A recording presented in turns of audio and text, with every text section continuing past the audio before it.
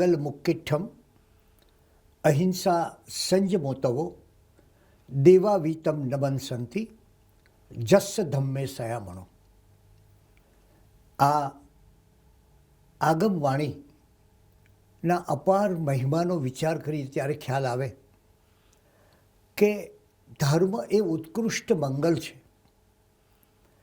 અને અહિંસા, સંયમ અને તપ એ ત્રણ એના પાયા છે. અને જે આવા ધર્મનું આચરણ કરે છે એને સ્વયં દેવાવીતમ નમનસંતિ, સ્વયં દેવો પણ નમસ્કાર કરે છે.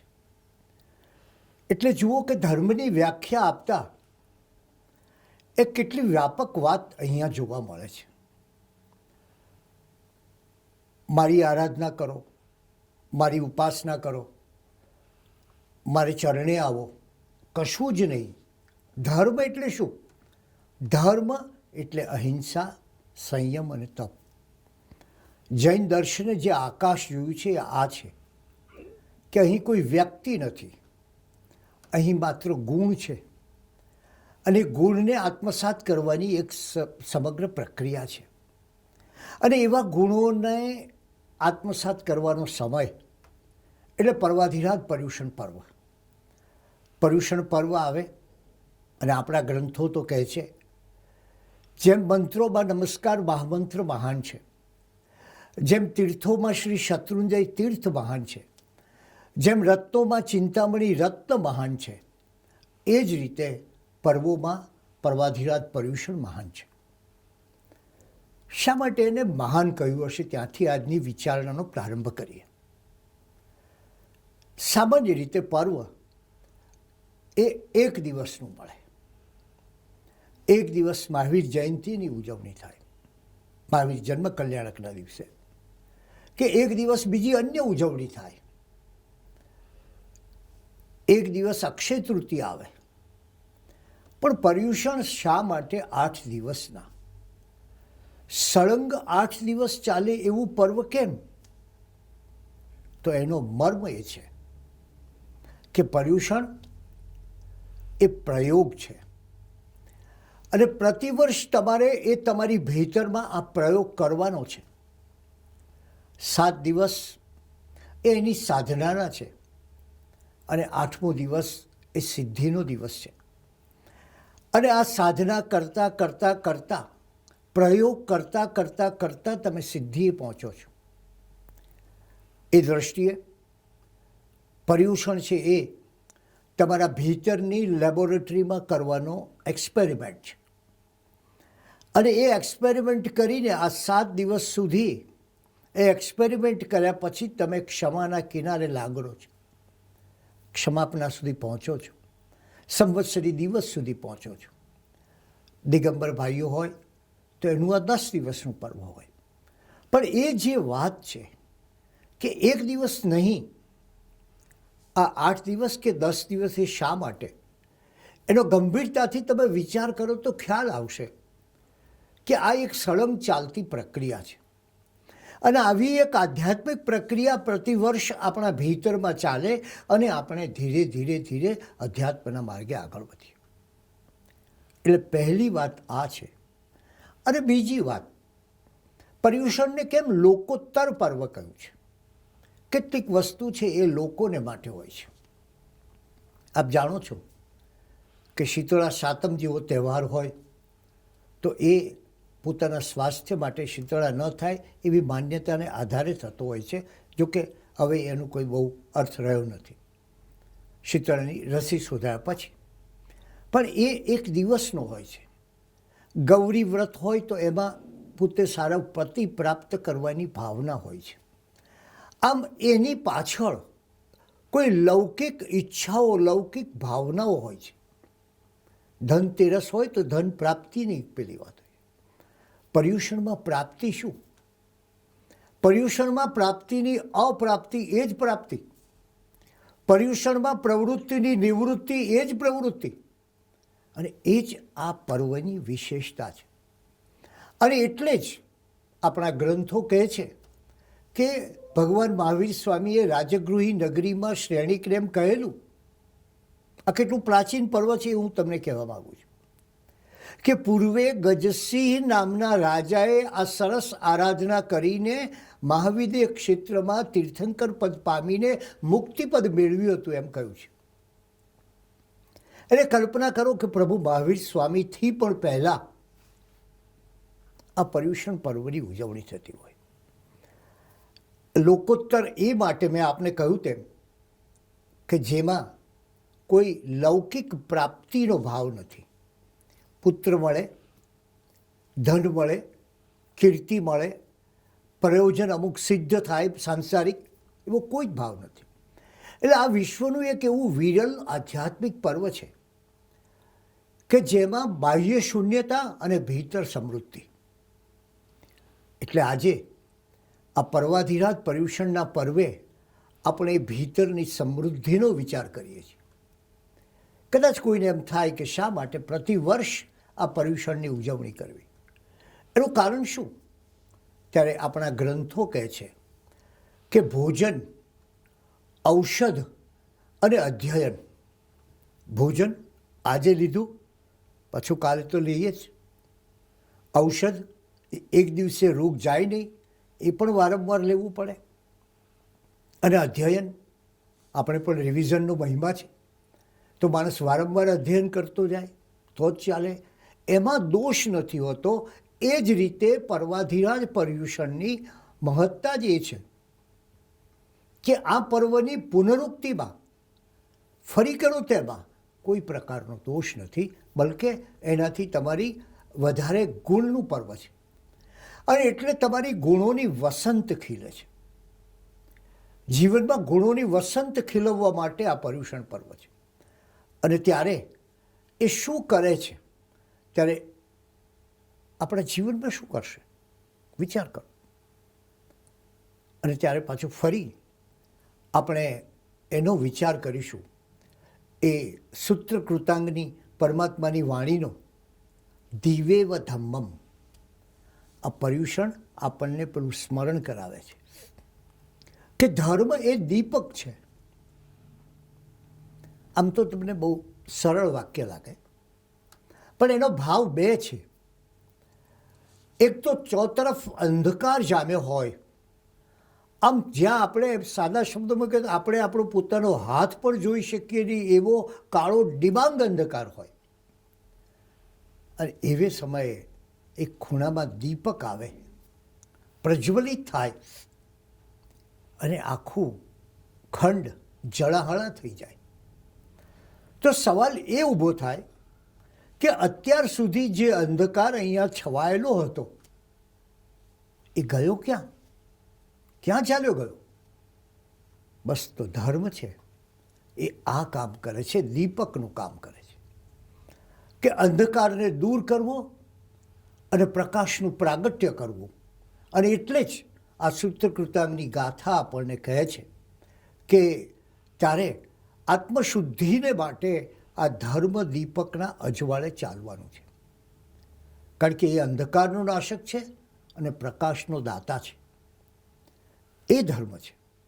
અને એવા ધર્મનું જ્યારે આપણે અનુસરણ કરીએ ત્યારે વિચાર એ કરીએ કે આ પર્યુષણ, એનો એક અર્થ છે પરિઉષ્ણા. પરિઉષ્ણાનો અર્થ છે આત્માની નજીક રહેવું.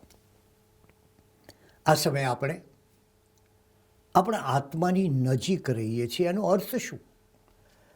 એનો અર્થ એ કે આજ સુધી આપણે દેહની નજીક હતા.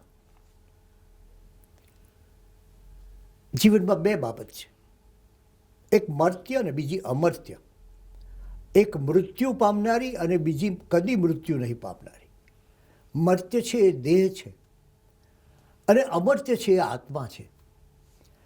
આજ સુધી આપણે પેલું આપણા દેહની સાથે એટલા બધા જોડાયેલા હતા કે તમે કોઈ માણસ તમને મળે ત્યારે તમે વિચાર કરો, કોઈ દિવસ આપણે એમના આત્માના ન્યૂઝ પૂછ્યા છે? તરત પહેલો પ્રશ્ન હોય કેમ છો? અને પેલું તરત શરૂ કરી દે કે મને ડાયાબિટીસ થયો, આમ થયું, આટલા વર્ષ થયા, આ મુશ્કેલીઓ પડી. કોઈ પણ માણસને મળો અને તમને એ દેહની જ વાત કરે. કોઈ એમ કહે કે દીકરાઓ બહુ સરસ છે અને બહુ સુખી છે, તો એ કોઈ એમ કે હવે ઘડપણ થયું, બધી તકલીફો પડવા માંડી છે, દેહ સિવાય કોઈ વાત જ નહીં. એટલે માણસ જે આખો દેહ સંલગ્ન હોવાથી આત્માથી દૂર ગયો છે, ત્યારે પરિઉષણા તમને કહે છે કે તું જરા આત્માની સમીપ જા. આ વાતને જરા જુદી રીતે પણ જોવી જોઈએ કે આ પર્યુષણના દિવસોમાં વ્યક્તિ આરાધના કરતી હોય અને એ બહારથી દૂર જઈને પ્રવૃત્તિથી નિવૃત્ત થઈને પોતાની ભીતરમાં જતી હોય અને પોતાની ભીતરના પ્રકાશને શોધતી હોય, પ્રગટાવતી હોય, ગુણોને પ્રગટાવતી હોય, દોષોને જોતી હોય, પોતાની ભૂલોનો વિચાર કરતી હોય. એટલે એક અર્થમાં કહીએ તો આ પર્યુષણ એ તમને આત્માની નજીક લઈ જાય છે, અથવા તો કહીએ કે તમારા પૂદગલ પિંડમાં રહેલું અમૃત તત્વ, તમારા શરીરમાં રહેલું અમૃત તત્વ એની પાસે લઈ જાય છે. અને એટલે જ તમે જાણો છો કે પર્યુષણમાં બીજા બહારના સાંસારિક વ્યવહારિક કામો છોડીને વ્યક્તિ પોતે 8 દિવસ સુધી આવી નિવૃત્તિ સેવીને શું કરે છે? એ કરે છે જેમ તમે તમારા ઘરના બારી બારણા બંધ કરીને અંદર એકલા બેઠા હો, એમાં પર્યુષણ એ બારી બારણા બંધ કરીને આત્મા સાથે એકલા બેસવાનો આ સમય છે. અને એ કદાચ એ અમૃત તત્વ આપણને નજર નથી દેખાતું, પણ જેઓ અનુભવી છે, જેઓ પરમાત્મા છે, આ બધાએ એ અમૃત તત્વની વાત કરી છે ને એની ખોજ એ આપણા ભીતરની મોટામાં મોટી ખોજ છે. માણસ એના જીવનમાં આ આત્માના માર્ગે ચાલીને આત્મશુદ્ધિ, આત્મસમજણ, આત્મવિશ્લેષણ અને આત્મ સાક્ષાત્કાર સુધી પહોંચે છે. પણ એને માટે શ્રદ્ધા પરમ દુર્લભ, શ્રદ્ધા એ અત્યંત દુર્લભ છે. માણસનું મન એ શંકાથી ચાલતું હોય છે. ભગવાને કહ્યું કે ધર્મ પરની શ્રદ્ધા એ ઘણી અઘરી છે. જીવનમાં કટોકટી આવે ને ધર્મની શ્રદ્ધા ડગવા માંડે, જીવનમાં મુશ્કેલી આવે ને થાય કે હવે આ ઈશ્વર કંઈક મદદ કરતા નથી.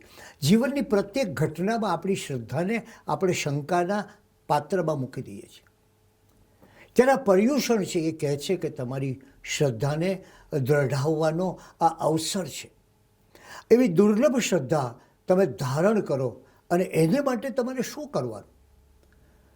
એને માટે તમારી ભૌતિક દ્રષ્ટિ કામમાં નથી આવતી. એટલે જુઓ તમે, પર્યુષણ એ આધ્યાત્મિક દ્રષ્ટિના ઉઘાડનો અવસર છે. તમારી ભૌતિક દ્રષ્ટિની કામમાં આવે. આનંદગંજી મહારાજે કહ્યું ને કે ચરમ નયન કરી માર્ગ સેવતા ભૂલ્યો સહેલ સંસાર રે, તે નયને કરી માર્ગ સેવીએ જે નયન તે દિવ્ય વિચાર રે. તમારા આ નયન નહીં ચાલે. તમારા આ નયનને બદલે તમારે દિવ્ય વિચારના ચક્ષુ તમારીથી જોવું પડશે. આ જગતને તમારે તમારી ભૌતિક તૃષ્ણાઓ, ઈષ્ણાઓ, લાલસાઓ, લિપ્સાઓ, ઝંખનાઓ એની જ નજરથી તમે જોયું છે. તમારી અનુકૂળતાની દ્રષ્ટિએ જોયું છે, તમને ગમતું હોય એ જોયું છે. પર્યુષણ કહે છે જરા ઊભા રહો, જરા જુદો માર્ગનો વિચાર કરો.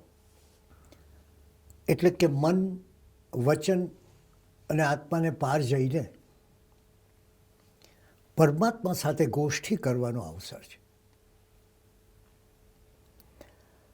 અને એવો અવસર જ્યારે આપણને મળે ત્યારે જે લૌકિક પર્વો છે એ તમારા શરીરનું પોષણ કરે છે, તમારી ઈચ્છાઓનું પોષણ કરે છે, તમારી તૃષ્ણાઓનું પોષણ કરે છે. આ પર્વ છે એ તમને તમારી ભાવનાઓનું પોષણ કરે છે. આ પર્વ છે એ તમારા જીવનમાં એક નવો એવા પ્રકારનો ઉઘાડ લાવે છે કે જેને પરિણામે તમે આત્મરત બનો છો, આત્મસંલગ્ન બનો છો અને સૌથી વધારે તો તમે આત્મપ્રિય બનો છો. અને એ પર્વની આરાધના શું કરે છે? એક પ્રસિદ્ધ રશિયન કથા છે. એ કથામાં એવું કહેવાયું છે કે એક માણસને ભયંકર મહામારી લાગુ પડી. એની તપાસ કરી, વૈદ્યો આવ્યા, હકીમો આવ્યા, કોઈ એનો શોધી શક્યા નહીં કે આ રોગ થવાનું કારણ શું છે. કદાચ અત્યારના સંજોગોમાં કોરોનાનું પણ સ્મરણ થાય આપણને. કોઈ શોધી શક્યા નહીં. છેવટે લોકોએ એ માણસને વિનંતી કરી કે તારા રોગનું કોઈ કારણ અમે શોધી શકતા નથી ને આ રોગ જો વધુ ફેલાય, એનો ચેપ લાગે તો આ નગરને ભારે નુકસાન થાય, માટે કૃપા કરીને તું નગરની બહાર પેલા ખંડેરમાં વસવા જા. પેલો માણસ એ ખંડેરમાં રહેવા લાગ્યો. એ રસ્તે જતા આવતા છોકરાઓને વિનંતી કરે કે ભાઈ જરાક તમારા ઘેરથી એક બટકું રોટલો લાવી દેજો. એ રસ્તે જતી આવતી પનિહારીઓને હાથ જોડીને કહે કે બહેન જરા મારો આ પાણીનો ઘડો ભરી દેજો ને. આ માગી માગીને ભીખી ભીખીને યાચના કરીને એણે એનું જીવન પૂરું કર્યું. એ માણસ મૃત્યુ પામ્યો. સવાલ એ થયો કે એને જો ગામની વચ્ચે આવેલા કબ્રસ્તાનમાં દફનાવી અને જો એમાંથી એ પેલા રોગના જંતુઓ નીકળે તો ગામના પાછું જોખમ થાય, મહામારી ફેલાય, નગરને આફત આવે. એટલે સૌએ નક્કી કર્યું કે આ વ્યક્તિ જે ખંડેરમાં ગુજરી ગયો છે, જે અવસાન પામ્યો છે, ત્યાં જ એની દફનવિધિ કરવી. અને એ દફનવિધિ કરવા માટે જ્યારે લોકોએ આવીને પાવડાથી ખોદવા માંડ્યું અને પાવડાથી જેવું ખોદ્યું ત્યારે નીચે કંઈક અથડાયું. જોયું તો ઓહો, સોનાનું ચરું હતું, ઢગલો કિંમતી રકમ હતી, અઢળક પૈસા હતા. લોકોએ વિચાર્યું કે આ માણસ કેવો કે જેની પાસે આટલી બધી અઢળક સંપત્તિ ઉપર એ બેઠો હતો અત્યાર સુધી. અને એ માગીને ભીખીને યાચના કરીને ગડગડીને આજીજી કરીને લોકો પાસેથી પાણી મેળવતો, બ્રેડ મેળવતો, રોટલી મેળવતો. આ કેવો માણસ? કદાચ માણસ જાતની આ જ દશા છે કે બહાર ભીખ માગવા નીકળ્યો છે અને એની ભીતરમાં પડેલા પેલા અમૂલ્ય ખજાનાની, એના અમૂલ્ય આત્માની એને કોઈ ઓળખ નથી. અને એટલે જ આ પર્વ આપણને એ ભીતરની ઓળખની પાસે લઈ જાય છે. માણસ ક્યારે પોતાના ભીતરનો વિચાર કરે છે? ઘણીવાર તો માણસ જિંદગીનો ક્યાં વિચાર કરે છે? મૃત્યુ સામે જુએ ને ત્યારે જિંદગીનો વિચાર શરૂ કરે છે કે હવે મારે શું કરવું, હાંફળો ફાફળો થઈને. ત્યારે એ દ્રષ્ટિએ તમે વિચાર કરો કે આ પર્વ તમને કહે છે કે તું તારા જીવનમાંથી બાહ્ય પ્રવૃત્તિઓ ઓછી કરી તારા આનંદ ઉપર જા. એટલે કે આનંદના ઉત્કર્ષનું આ પર્વ છે. આપણા ગ્રંથોએ 3 પ્રકારના માણસો કયા છે. એક છે સદૈયા, જે હંમેશા રોજે રોજ વ્યવસ્થિતપણે ધર્મ ક્રિયા કરતા હોય છે. બીજા છે ભદૈયા. ભદૈયા એટલે ભાદરવો મહિનો આવે ને એમને ધર્મ યાદ આવે, પર્યુષણ આવે ને એમને ધર્મ યાદ આવે. જો કેટલેક સ્થળે તો મેં જોયું છે કે પર્યુષણે પૂરું થઈ જાય તોય યાદ ના આવે, માત્ર એક મહાવીર જયંતિએ યાદ આવે, અને એવાય મહાવીર જયંતિના સ્વામી વાત્સલ્યમાં યાદ આવે. એવી એ ઘટનાઓ બને છે. પણ આ ભદૈયા, પહેલાં સદૈયા, બીજા ભદૈયા અને ત્રીજા કદૈયા, ક્યારેક મન થાય તો ધર્મ ક્રિયા કરે. આવી વ્યક્તિઓ હોવાથી જ ભગવાને કહ્યું હશે કે શ્રદ્ધા પરમ દુર્લભા.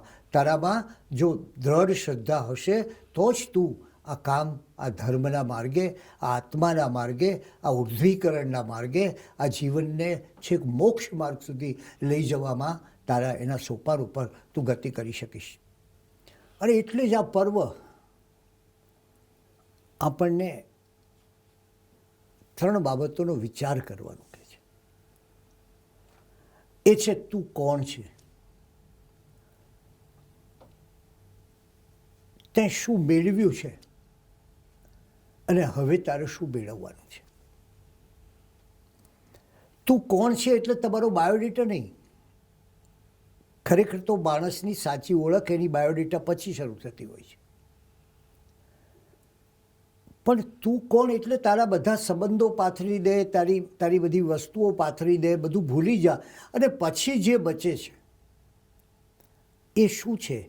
એ તું, તારી પાસે તારું પોતાનું, તારા ભીતરમાં એવું કશુંક છે ખરું કે જેને તું કહી શકે કે આ હું છું. પર્યુષણ બીજો પ્રશ્ન કરે છે, આજ સુધીમાં તે શું મેળવ્યું છે? મેળવ્યું એટલે શું? તમે દિવાળીએ જેમ નફા તોટાનો હિસાબ કરીએ છીએ, હવે તો જો કે માર્ચ મહિનામાં કરતા હોય છે, પણ એ નફા તોટાનો હિસાબ આપણે કરીએ અને જોઈએ કે આટલું પામ્યા આટલું ગુમાવ્યું, એમ પર્યુષણ છે એ આત્માની દિવાળી છે કે તમારા આત્માએ શું મેળવ્યું અને શું ગુમાવ્યું એનો ખ્યાલ તમને આ પર્યુષણ પર્વ પરથી આવે. આ દિવસોમાં તમારે એનું ચિંતન કરવાનું છે કે ગયા પર્યુષણમાં જે હતો અને આ 1 વર્ષ વીત્યું તો પર્યુષણ મને પહેલો સવાલ પૂછે છે કે તારા સાધના જીવનમાં કેવો ઉત્કર્ષ થયો, તારી આત્મ સમૃદ્ધિમાં કયો ઉમેરો થયો, તારી ભાવનાઓમાં કઈ વૃદ્ધિ થઈ અને શુદ્ધિ થઈ. આ બીજો પ્રશ્ન છે, હું કોણ છું. અને ત્રીજો પ્રશ્ન છે જે બહુ મહત્વનો છે કે તારે જીવનમાં શું મેળવવાનું છે.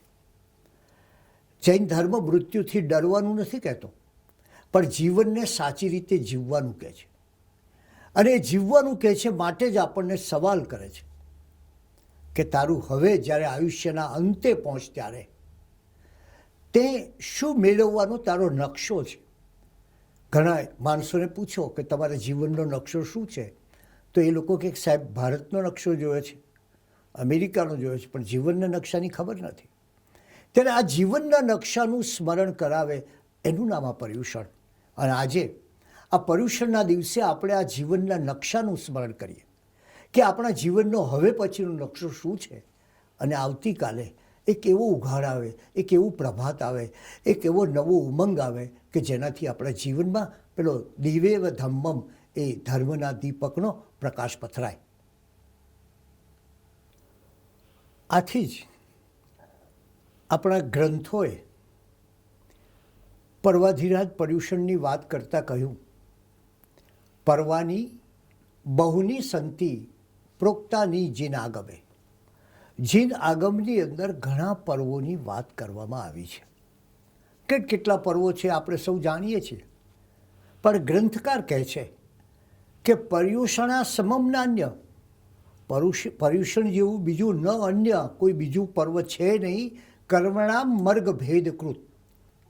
આપણે સૌ જાણીએ છીએ કે 8 પ્રકારના જે કર્મ છે અને એમાં પણ મોહનીય કર્મનો પેટા પ્રકાર મિથ્યાત્વ મોહનીય કર્મ. આ મિથ્યાત્વ મોહનીય કર્મ એ ખરેખર સૌથી ભયંકર કર્મ છે. અને એવું ભયંકર કર્મ છે કે એ જ્યાં સુધી જીવને લાગેલું હોય ત્યાં સુધી એને સમ્યક દર્શન પ્રાપ્ત થતું નથી. એટલે આવા મિથ્યાત્વ મોહનીય કર્મ ને પરિણામે જો સમ્યક દર્શન પ્રાપ્ત ન થાય તો શું પ્રાપ્ત ન થાય? તો કેવળ જ્ઞાન કે મોક્ષ પ્રાપ્ત ન થાય. એટલે સૌથી પહેલો પ્રહાર, સૌથી પહેલો આઘાત એ આ 8 પ્રકારના કર્મમાં આ મોહનીય કર્મના પેટા પ્રકાર તે મિથ્યાત્વ મોહનીય કર્મ પર કરવાનો હોય છે. અને એટલે જ એ કર્મને ભેદવા માટે, મિથ્યાત્વ મોહનીય કર્મને ભેદવા માટેનું કોઈ એકમાત્ર પર્વ હોય તો એ પર્વાધિરાજ પર્યુષણ પર્વ છે. આપણા ગ્રંથોમાં આ 8 પ્રકારના કર્મને એક હાથીની ઉપમા દ્વારા સુંદર રીતે દર્શાવવામાં આવ્યા છે.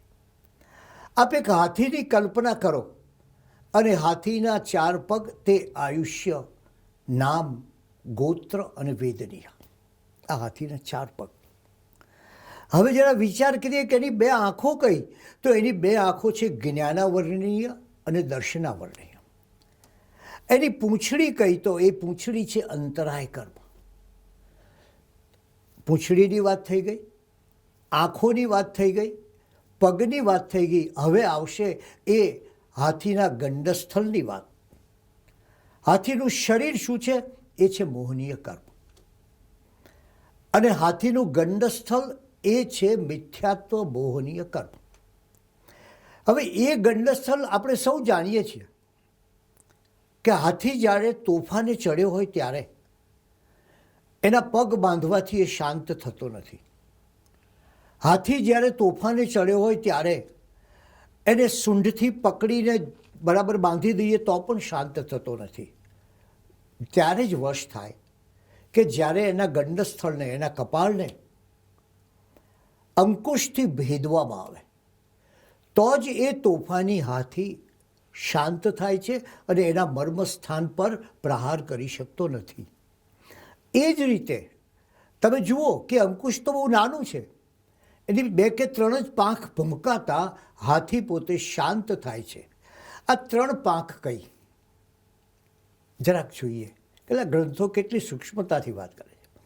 એ 3 પાંખ એ છે, એક છે ક્ષમા, બીજું છે વિનય અને ત્રીજી છે કૃતજ્ઞતા. એ 3 પાંખ વડે એ વ્યક્તિ જીવે પોતે આ મિથ્યાત્વ મોહનીય કર્મ દૂર કરવાનું છે. અને એ રીતે પર્વાધિરાજ પર્યુષણની એક મોટો મહિમા આ છે કે એ મિથ્યાત્વ મોહનીય કર્મને ભેદનારું છે. કદાચ આપણી આખી યાત્રાનો પહેલો મુકામ, પહેલો પડાવ, પહેલી આવશ્યકતા, પહેલી જરૂરિયાત જે છે એ આ પર્વાધિરાજ પર્યુષણમાં સિદ્ધ થતી આપણે જોઈ રહીએ છીએ. આ પર્વોના પણ અમુક વિશિષ્ટ વિશુદ્ધિ કરનારા પરિબળો હોય છે. દાખલા તરીકે કોઈ પર્વ એ આપણી દર્શન વિશુદ્ધિ કરે છે, તો વળી કોઈ પર્વ એ આપણી જ્ઞાન વિશુદ્ધિ કરે છે, કોઈ પર્વ એ આપણી ચારિત્ર વિશુદ્ધિ પણ કરે છે. તો પર્વાધિરાજ પર્યુષણ એ દર્શન વિશુદ્ધિ માટેનું સૌથી મોટું પર્વ છે. એટલે કંઈક બીજા શબ્દોમાં કહીએ તો એ મિથ્યાત્વને દૂર કરીને સમ્યકત્વ પામવા માટેનું પર્વ છે. સંકિતને પામવાનું આ પર્વ છે. અને એટલે જ જૈન આગમો એ આને એક એટલો મહિમા કર્યો છે. રાજસ્થાનમાં તો 8નો ઠાઠ એવો શબ્દ વાપરવામાં આવે છે. એ 8 દિવસ સુધી ચાલતો અને એક સમયે જેનો દેવો અષ્ટાંગિકા મહોત્સવ કરતા એવું આ મહાન પર્વ છે. મૂળ વાત આ છે કે આ જે દર્શન વિશુદ્ધિ માટેનું પર્વ છે એને માટે શું કરવું જોઈએ. એને માટે એકવાર ગુરુ ગૌતમ સ્વામીને કેશીકુમાર શ્રમણે પ્રશ્ન કર્યો કે હજારો શત્રુઓ વચ્ચે રહેવા છતાં એ શત્રુઓથી કઈ રીતે તમે બચી શકો. આટલા બધા શત્રુઓ હોય બાહ્ય જગતના, બાહ્ય જીવનના, સંસારના, અને એ બધાનો સામનો કરી અને એ સામનો કર્યા બાદ તમે કઈ રીતે વિજયી બની શકો એનો માર્ગ કેશીકુમાર શ્રવણે અનંત લબ્ધિ નિદાન ગૌતમ સ્વામીને પૂછ્યો. અને એના ઉત્તરમાં ગુરુ ગૌતમ સ્વામીએ કહ્યું કે પહેલા હું એક શત્રુને જીતું છું, પછી હું 4 શત્રુને આસાનીથી જીતી શકું છું. અને 4 શત્રુને જીતવું એટલે કે 4 શત્રુ પર વિજય મેળવવું એટલે 10 પર વિજય મેળવું છું. અને આ રીતે આ સેંકડો શત્રુઓની વચ્ચે રહીને, એમની સામે લડીને, એમનો સામનો કે પ્રતિકાર કરીને હું વિજય પ્રાપ્ત કરું છું. ગુરુ ગૌતમ સ્વામીના આ ઉત્તરે કેશીકુમાર શ્રમણને જરા વધારે વિચારમાં મૂકી દીધા. અને કેશીકુમાર શ્રમણે પૂછ્યું કે આ કયા કયા શત્રુ છે એ તો મને કહો.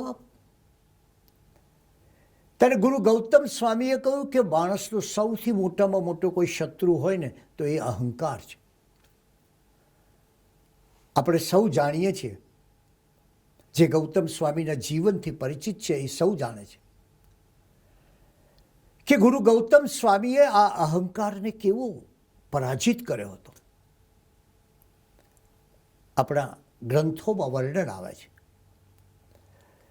કે ગુરુ ગૌતમ સ્વામી જ્યારે ગોચરી લેવા માટે જતા ત્યારે પોતાનું પાત્ર પ્રભુ પોતાના ગુરુ પ્રભુ મહાવીરને બતાવીને નીકળતા. હવે તમે કલ્પના કરો કે ગુરુ ગૌતમ સ્વામી છઠના પારણે છઠ કરતા હતા. એટલે 2 દિવસના ઉપવાસ બાદ ત્રીજે દિવસે પોતે આહાર ગ્રહણ કરતા. આમ 2 દિવસના ઉપવાસ હોય, ધાર્યું તો એમના હજારો શિષ્યોને કામ સોંપી શક્યા હોત, પણ એ પોતે સ્વયં ભિક્ષા લેવા જતા, ગોચરી લેવા જતા. જતા પહેલા ગુરુની આજ્ઞા માગતા. રસ્તામાં જુઓ, છઠના 2 ઉપવાસ તો છે જ, એ પછી આહારનો સમય છે, પણ રસ્તામાં કોઈ અતિમુક્તક જેવો મળે અને પૂછે કે મને પ્રભુ મહાવીરના ઉપદેશ જરા સમજાતા નથી, તો નિરાતે શાંતિથી ગુરુ ગૌતમ સ્વામી એને એવો સરસ ઉપદેશ આપે કે એ ભગવાન મહાવીરનો અનુયાયી બની જાય. પછી પાછા આવ્યા બાદ પોતે જે ગોચરી ગ્રહણ કરી છે એ ગુરુને દર્શાવીને એ ગોચરી પોતાના શિષ્યોની વચ્ચે મૂકે અને કહે કે આ ગોચરી ગ્રહણ કરીને મને ઉપકૃત કરો. આ અનંત લબ્ધિ નિધાન, આ પરમ જ્ઞાની મહાતેજસ્વી, જેમને વિશે વિશેષણો ટૂંકા પડે એવી મહાન વ્યક્તિ, પ્રતિભા, ગુરુ, એમનામાં આવી નમ્રતા હતી. ગુરુ ગૌતમ સ્વામીએ કહ્યું, હે કેશી કુમાર શ્રમણ, આ બહારના શત્રુઓને જીતવા હોય તો પહેલાં આ સૌથી મોટા શત્રુનો નાશ કરવો, એનું નામ છે અહંકાર. આપણે જાણીએ છીએ કે પર્યુષણ પર્વ એ સતત આપણને કહે છે કે તારા ભીતરનો એ અહંકાર તું દૂર કર. આપણે જાણીએ છીએ કે વ્યક્તિમાં જ્યારે એક અહંકાર આવે એટલે પછી એને પોતાના અહંકારને ગમે તેવું જ ગમવા લાગે, પોતાની પ્રશંસા ગમે, પોતાનો મહિમા થાય ગમે, અને એનાથી વધારે એ અહંકાર એ વ્યક્તિની આસપાસ એક એવો કિલ્લો રચે છે કે કિલ્લામાં માત્ર અહંકારને અસત્ય વસે છે. ઇતિહાસમાં નેપોલિયન છે કે સિકંદર છે, આ બધાના અહંકારો અંતે પરાજિત થયા છે. તો ગુરુ ગૌતમ સ્વામીએ કહ્યું કે પહેલાં આ અહંકાર પર વિજય મેળવવો. આ એકને જીતો રહે એટલે ઘણું કામ થઈ ગયું. એ પછી 4 શત્રુઓને જીતવા પડે, અને એ 4 શત્રુ છે 4 કષાય. એ 4 કષાય તમે જીતો: ક્રોધ, માન, માયા અને લોભ. ક્રોધ આપણે સૌ જાણીએ છીએ કે આજે માણસના મનમાં કેટલો ક્રોધ વસે છે. માયા, બાહ્ય સ્પૃહાઓનો કોઈ પાર નથી. માન અને લોભ, આ 4 જો દુશ્મનો જીતાઈ જાય એટલે પહેલો એક શત્રુ જીતું, પછી આ બીજા 4 શત્રુ જીતું, અને 4 શત્રુને જીત્યા પછી પેલા 10 શત્રુ, મારી ઇન્દ્રિયો, એ 5 ઇન્દ્રિયોના સારા અને ખોટા વિષયોને હું જીતી લઉં એટલે હું આ 10 શત્રુઓને જીતું, એટલે પછી મને મહાવિજય પ્રાપ્ત થાય છે. બહારના હજારો શત્રુઓ મને કશું અસર કરતા નથી. પર્યુષણ એ આ 10 શત્રુઓ પર વિજય મેળવવાનું પર્વ છે. પર્યુષણ એ આ 4 શત્રુઓ પર વિજય મેળવવાનું પર્વ છે. પર્યુષણ એ અહંકાર પર વિજય મેળવવાનું પર્વ છે. અને ત્યારે જ આપણી સાચી આરાધના થાય. કારણ એ કે આપણે માત્ર દ્વેષ અને સ્વાર્થથી રહીએ છીએ, અને દ્વેષ અને સ્વાર્થ છે એ તો અહિરાવણ અને બહિરાવણ જેટલા છે. તમે જેટલા એનો સંહાર કરો એટલા એ વધશે. એટલે પર્વાધિરાજ પર્યુષણને આપણે હંમેશા કહેતા હોઈએ છીએ કે હે પર્યુષણ, હે પર્વાધિરાજ, અમને શાંતિ આપો, અમને ચેન આપો. આ વૈરાગ્યમાં જીવનભર બળ્યો છું તો જરા લેશ પણ ભીતરમાં હરિયાળી રહી નથી. માયાએ બાંધ્યો છે, તૃષ્ણાએ મને સખત તપાવ્યો છે, મદે નચાવ્યો છે, કામ અને ક્રોધે મારા જીવનમાં કકળાટ મચાવ્યો છે. ત્યારે મારું જીવન એ ખુદ આનંદરૂપ બનવાને બદલે બોજારૂપ બન્યું છે. ત્યારે આ મને બચાવો હે પર્વાધિરાજ પર્યુષણ, આ દ્વેષની વાદળી મને નિવારી શકું એવું કંઈક કરો. અને ત્યારે કેશીકુમાર શ્રમણ વળી પાછો એક પ્રશ્ન પૂછે છે, હે ગૌતમ સ્વામી, માણસના હૃદયમાં એક વિશ્વેલ ઉગે છે, ફૂલે છે, ફળે છે, અને જો એ વિશ્વેલને, એ વિષયુક્ત વેલને, એ ઝેરી વેલને, એ દૂષિત વેલને કઈ રીતે કાપી શકાય? અને સૌથી પહેલાં તો એના પર વિજય મેળવવાની વાત કરી, પણ એનું નામ શું છે? ત્યારે ગૌતમ સ્વામી કહે છે કે પહેલાં એ વેલને કાપી એના મૂળને ઉખાડી દેવી, અને પછી જો તમે વેલને કાપી નાખો, એના મૂળથી જ ઉખાડી નાખો, તો પછી તમારે કોઈ વિષફળ ચાખવાના રહેતા નથી. તો પ્રશ્ન થાય છે કે કઈ છે વેલ? ભવતૃષ્ણા. એ ભવતૃષ્ણા નામની વિષવેલ દૂર થાય એ છે પર્યુષણનો પહેલો પ્રયત્ન. અને એટલે જ પર્યુષણ એ આપણને સતત આત્માની ઓળખનો મહાન સંદેશ આપે છે. એ કહે છે કે તમે 365 દિવસ પણ મહત્વના નથી, કદાચ પર્યુષણના 8 દિવસ પણ મહત્વના નથી, અરે સંવત્સરીના 1 દિવસની ખેવના પણ નથી. માત્ર જરૂર છે એટલી કે ભીતરની અંદર ઉજમાળ પથરાય, ઉજાસ પથરાય, પ્રકાશ પથરાય, એવી આંતરજ્યોતિથી આપણા અંતરને ઉજાડીએ, એ જ પર્યુષણનો આદેશ છે. અને એટલે જ પર્યુષણમાં આચારની સુગંધ, જ્ઞાનનું તેજ, તપનું બળ અને જીવ માત્ર પ્રત્યેની મૈત્રી, એનો પ્રાદુર્ભાવ થવો જોઈએ. અને ત્યારે એને વિચારવું પડે કે એ કઈ રીતે પ્રાદુર્ભાવ થાય. જીતે તે જીન અને જીનને પૂજે તે જૈન. એ જીન, એ જીતે જીન, જેણે આ જગતના આ વસ્તુઓને જીતી છે, એ વિકારો પર વિજય, કષાયો પર વિજય અને બધા પર વિજય મેળવી અને મહાવિજયી બન્યા છે. એવા મહાવિજયી, એવા અંતરવિજયી, એવા આત્મવિજયી પરમાત્માને અનુસરે એ વ્યક્તિ એ જૈન. અને એટલે જ એ જૈન ક્યારેય હકીકતમાં પરાભવ પામતો નથી. એનું કારણ એ છે કે એની ભાષામાં, એના જીવનમાં અને એના કાર્યમાં શું હોય છે? વિવેક, વિનય અને વીરતા. એ વિવેકથી સાર અને અસારને જાણે છે. આ પર્યુષણમાં 3 ગુણો વિશે વિચાર કરવો છે. કયું યોગ્ય છે ને અયોગ્ય, કયા માર્ગે જવા જેવું છે અને કયા માર્ગે જવા જેવું પણ નથી, કયું આચરણ કરવા જેવું છે અને કયા આચરણની કલ્પના પણ કરવા જેવી નથી, સ્વપ્નમાં પણ સેવવા જેવું નથી. તો એક વિવેક, સારા સારનો વિવેક. વિવેક મૂલોહી ધમ્મો એમ કહ્યું છે. એટલે પહેલી વાત છે એ વિવેકની વાત છે, જેનાથી સાર અને અસારને જાણવાનું છે. અને બીજી વાત છે એ વિનયની વાત છે, કે વિનયથી વ્યક્તિ બીજી વ્યક્તિ સાથે તાદાત્મ્ય સાધે છે. વિનય હોય તો સ્નેહ જાગે, વિનય હોય તો પ્રેમ થાય. અને ત્રીજી છે વીરતા, કે જેનાથી તમે અધર્મને હાંકી કાઢો.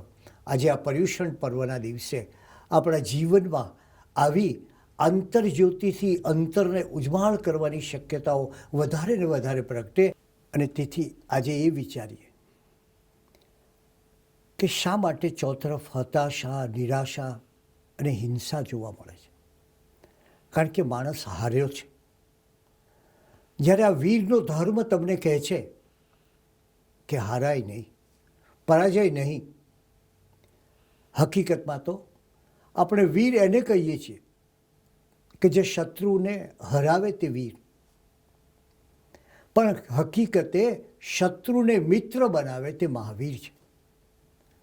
અને એની જ્યારે ઉપાસના કરીએ ત્યારે આપણે અજ્ઞાનમાંથી સમ્યક જ્ઞાન તરફ જવાની પ્રારંભ કરવો પડશે.